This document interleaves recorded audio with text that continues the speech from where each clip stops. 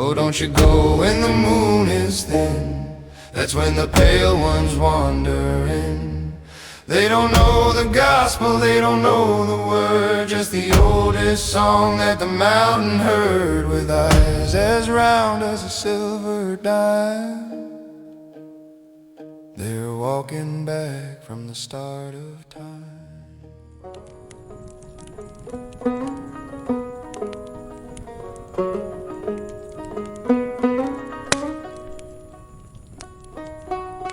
The wind. Now you pay it no mind, but it's got a way of talking when the sun dips behind the ridge.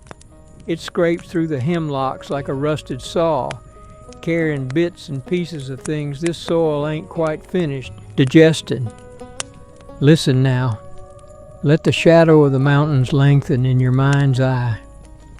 We're talking about things that was old, when the first Cherokee scout put a moccasin to this dirt.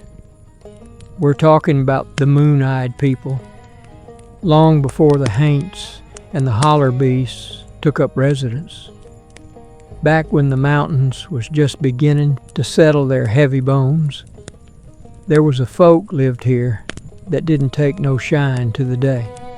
You see, the good Lord, or whatever hand was carving out the world back then, didn't give 'em skin like yours or mine. They was pale, like a peeled willow branch or the belly of a catfish. Their hair hung down like corn silk bleached by a hard frost. But it was their eyes. It was their eyes that'd catch you, big, round, milk-white orbs that looked like they'd been dipped in the moon itself. Now, you know as well as I do, you don't look a strange thing in the eye in these woods. That's just common sense. But for them, the sun was a hateful thing. It was a burning, stinging lash that sent them scuttling into the deep, cool dark of the caves. They lived in the hollow earth, as the old folks might say, spent their days in the damp and the quiet, carving stone with a knack we ain't seen since. When the sun finally quit its hollering and the moon rose up silver and soft, that's when they'd come out. They walked the ridges without a sound, their feet barely bruising the moss. For what is history, dear listener, but the stories the rocks choose to remember and the wind decides to carry? But then come the change. The Cherokee moved in, children of the light. They found these pale ones hunkered in the shadows, and it was a mess of a time. The moon-eyed people couldn't fight what they couldn't see, and they surely couldn't see through the glare of a high noon sun. They got pushed back, deeper and deeper, into the dark places where the water drips off the limestone and the air stays cold enough to see your breath in July. Some folks say they just thinned out like wood smoke in a valley fog.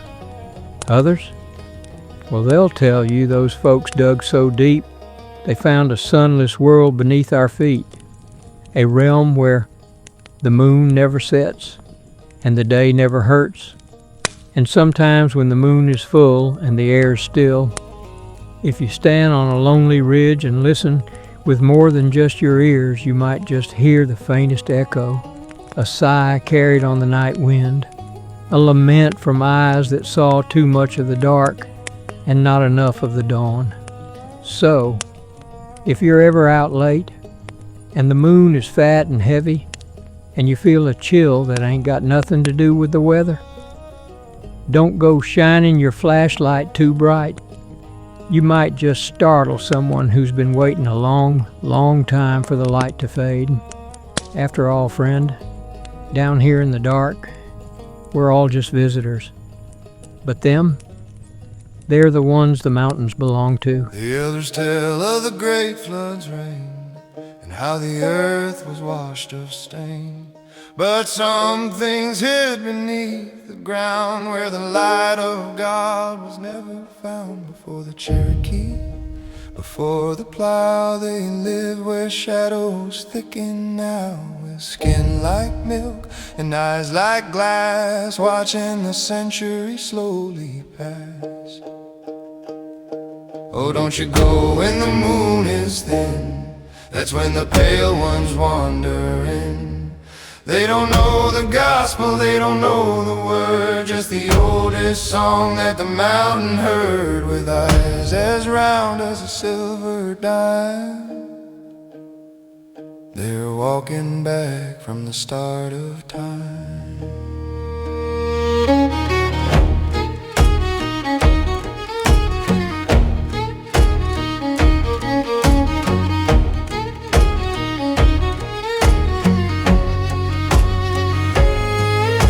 A circle of salt around the bed and place a Bible beneath my head. But scripture won't keep the moon eyes out. They don't fear a prayer or a holy shout. I saw one standing by the old stone wall, so short and stout, head 10 feet tall.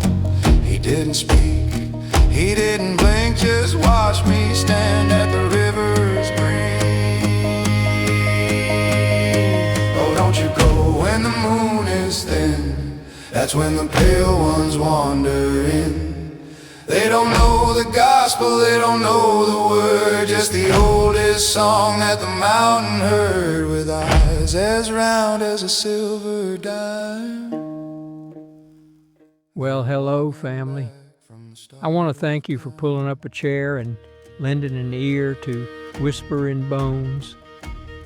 We're just starting out on this journey together, walking the high ridges and the deep hollers to bring you the legends and the lore that this old dirt's been holding on to. Now, who's to say where the trail leads? We might just find ourselves wandering out into the rest of this great, wide country to find what's lurking in the American wild. Once we've finished digging through these hills, of course. If you've got a mind to help us keep the lantern lit, do us a kindness and hit that like button. Subscribe to the channel so you don't miss the next turn in the road. We surely would appreciate your support on this here adventure. But for now, keep your eyes on the shadows and your back to the light. Till next time, family.